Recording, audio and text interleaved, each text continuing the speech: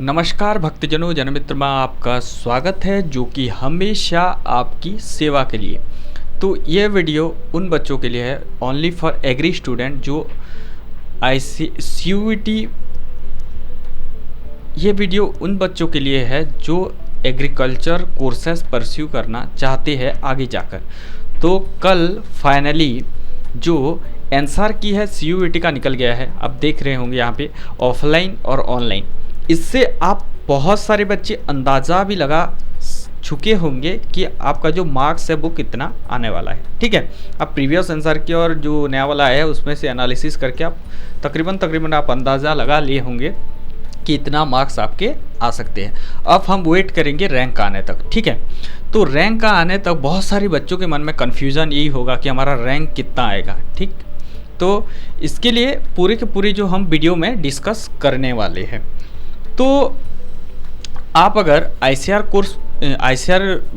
Course pursue करना चाहते हैं, एग्रीकल्चर कोर्स परस्यू करना चाहते हैं, तो आपको जो है मोटा मोटी जो एग्ज़ाम एक बॉडी है ICAR, जिसमें आपको पूरे के पूरे एग्ज़ाम कंडक्ट किया जाता है एग्रीकल्चर रिलेटेड। ठीक है, ये ऑटोनोमस बॉडी है इंडिया में, Indian council of agriculture research, जिसमें आपके पूरे जो एग्रीकल्चरल रिलेटेड कोर्सेस होते हैं इसको एफिलिएट करता है ये। इसके बाद आगे जो होते थे ओल्ड टाइम में, पहले जो होते थे वो ICAR खुद कंडक्ट करवाता है एग्ज़ाम और अपने सो सारे काउंसलिंग ये करवाता था। लेकिन अभी जो CUET कंडक्ट करवा रहा है, NTA central university examination test, national testing agency जो कंडक्ट करवा रहा है, इसके लिए आपका जो है पूरे के पूरे अभी इसी के मार्क्स के बेसिस पे आपका जो है ICAR काउंसलिंग होने वाला है। ठीक है, तो फाइनल आंसर की आप देख सकते हैं यहाँ पे निकल गया है कल, आप अपना अंदाज़ा लगा भी सकते हैं। तो हम इस वीडियो में आज देखने वाले हैं कि कितना मार्क्स आने पर कितना आपका जो है रैंक एक्सपेक्टेड जा सकता है, और ये सिर्फ एक्सपेक्टेड रैंक है ताकि आपको एक क्लैरिटी मिल सके चॉइस फिलिंग के समय। हालांकि हम लोग जैसे जैसे अपडेट्स आएंगे पूरे के पूरी मैं आपको बता दूंगा, लेकिन ये एक हद तक एक्सपेक्टेड रैंक है, आपका इतना रैंक आ सकता है। और ये एक्सपेक्टेड रैंक जो मैंने यहाँ पे बनाऊँगा तो ये प्रीवियस कुछ 2-3 साल को देख के मैं यहाँ पे जो है पूरे एक्सपेक्टेड रैंक आपको देने वाला हूँ, जिसमें आप अंदाज़ा लगा सकते हैं कि आपका जो है मार्क्स के बेसिस पे कितना जो है रैंक आने वाला है। ठीक है, तो टोटल मार्क्स आपका जो होते हैं वो होते हैं डोमेन स्पेसिफिक सब्जेक्ट के हिसाब से 600 टोटल।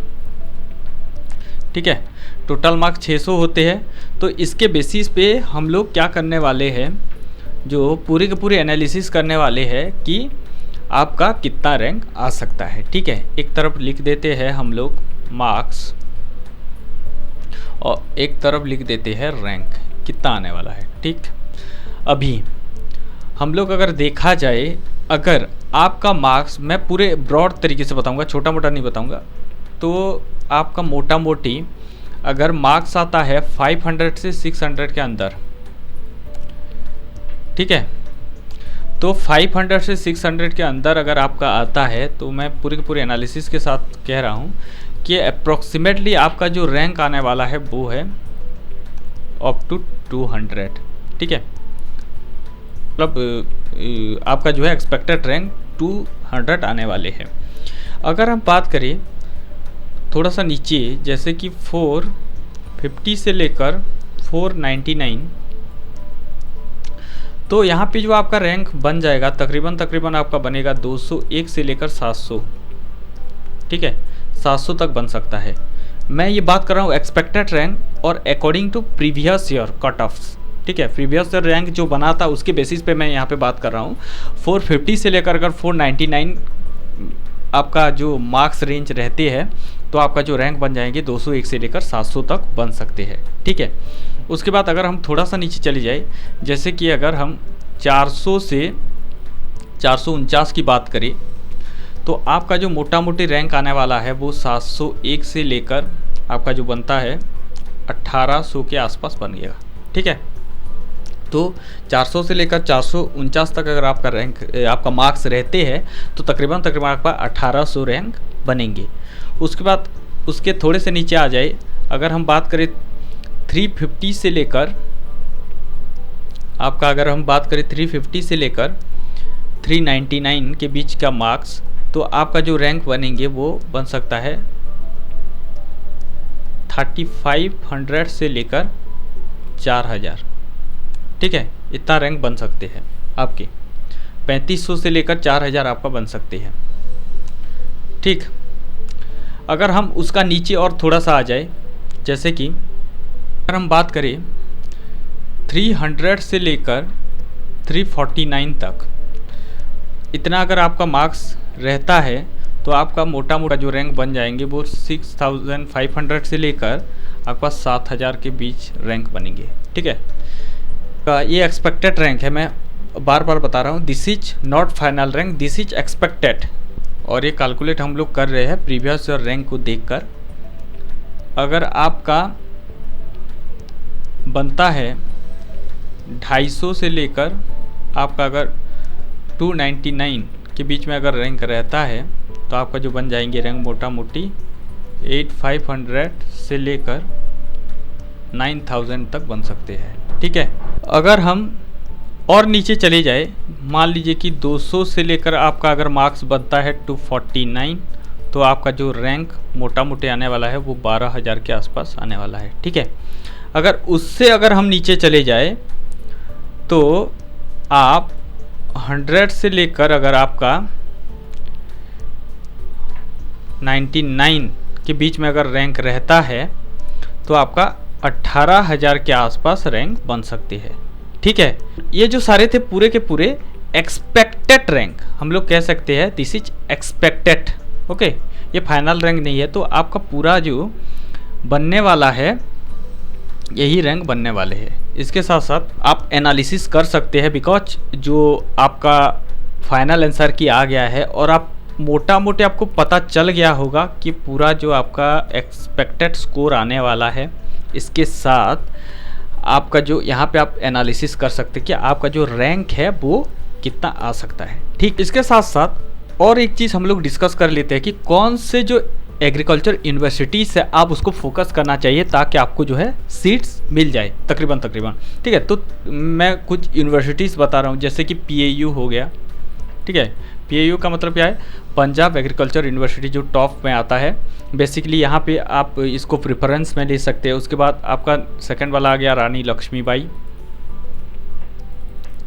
यूनिवर्सिटी, झांसी। ठीक है, इसके बाद आपका जो आता है central university of agriculture, Imphal, Manipur. ठीक है, उसके बाद 4 नंबर आप नागालैंड एग्रीकल्चर यूनिवर्सिटी। इसके बाद आपका CUSP, central university of south Bihar. ये मैं सेंट्रल यूनिवर्सिटीज़ की बात कर रहा हूँ, सेंट्रल यूनिवर्सिटीज़ साउथ बिहार। उसके बाद आप BHU भी कंसीडर कर सकते हैं, बनारस हिंदू यूनिवर्सिटी। ठीक है, इसके बाद देखा जाए तो अगर हम शांति निकेतन, और एक बहुत अच्छा वाला सेंट्रल यूनिवर्सिटी है शांति निकेतन, वेस्ट बंगाल। उसके बाद आप विक्रम यूनिवर्सिटी में जा सकते हैं, जो कि स्टेट यूनिवर्सिटी बेसिकली। तो अगर आप सेंट्रल यूनिवर्सिटी में प्रेफरेंस में फोकस करना चाहते हैं तो बेसिकली आपको लेना पड़ेगा प्रेफरेंस में, इसको आपको जो है फोकस करना पड़ेगा। पंजाब एग्रीकल्चर यूनिवर्सिटी, रानी लक्ष्मीबाई, उसके बाद central university agriculture Imphal, Manipur, Nagaland, उसके बाद CUSB साउथ बिहार का, BHU, शांति निकेतन। तो ये सारे जो यूनिवर्सिटीज़ है आप कंसिडर कर सकते हैं। इसके साथ साथ आपका जो है अपडेट्स आने वाले हैं, उसमें हम लोग वीडियोस लाएंगे, आपको पूरी की पूरी क्लैरिटी हो जाएगा। इसके साथ साथ बहुत सारे बच्चों का आई होप डाउट क्लियर हो गया होगा कि आपका मार्क्स के बेसिस पे कितना जो है आपका रैंक आ सकता है और आप कौन से जो है यूनिवर्सिटीज़ को कंसीडर करेंगे।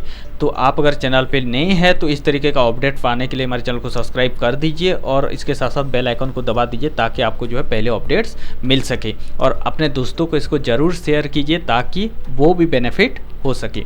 हमारे साथ जुड़ने के लिए दिल की गहराई से प्रेम पूर्वक धन्यवाद।